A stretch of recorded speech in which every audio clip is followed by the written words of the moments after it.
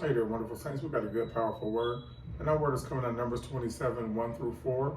And we also got Numbers 27, 5 through 7. Now, I titled it, God Hears the Daughters of Zolaphad. Now, let's understand, their father was killed right around the time the 250 fame had got killed in the wilderness for going up against Moses. Now, understand, when it was time for them to get their inheritance, since they didn't have any males and as their siblings, then it was a problem, and it was an issue that had to come up before the Lord. And the Lord said that these women speak right.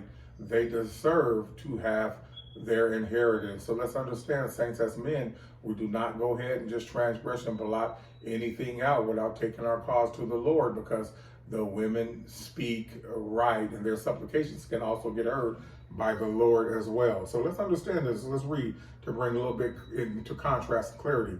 Then came the daughters of Zolaphad, the sons of Hepher, the sons of Gilead, the sons of Machir, the sons of Manasseh, of the families of Manasseh, the sons of Joseph. So we see that this is a lineage line from Joseph that Zolaphad come from, and they have inheritance coming to them.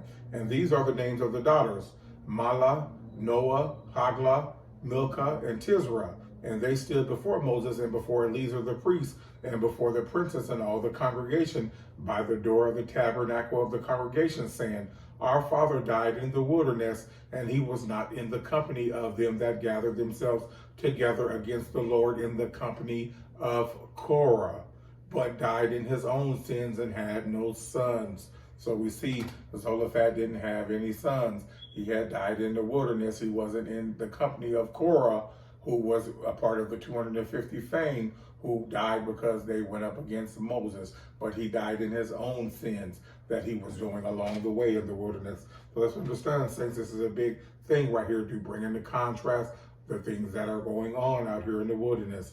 Why should the name of our fathers, the girl say, be done away with from among his family, because he have no sons? Give unto us a possession among the brethren of our father. This is beautiful right here, because they stood up. They didn't just go along with this because there was a whole bunch of men that were getting inheritance. And since they didn't have no men, they didn't have no men in their family, that they wasn't going to get any inheritance. So let's continue on.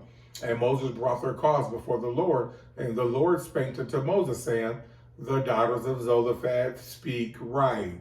Thou shalt surely give them a possession of an inheritance among their father's brethren, and thou shalt cause the inheritance of their father to pass on to them.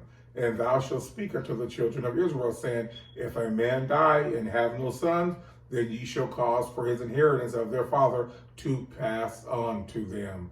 This is beautiful, saints, because this is understanding to know that if we have any discrepancies in things that are going on, let us bring our supplication or our petition unto the Lord, who will give us an answer. These women stood up and they spoke right, and the Lord heard their petitions and granted their petition, and they were afforded to have land amongst the children of Israel, even though they didn't have no sons. This is a beautiful word right here. Good encouragement for us to know that the Lord hears our cries and our supplications in the midst of whatever. So I hope you guys got something blessed out of this in Jesus' mighty name. Be blessed today. Amen.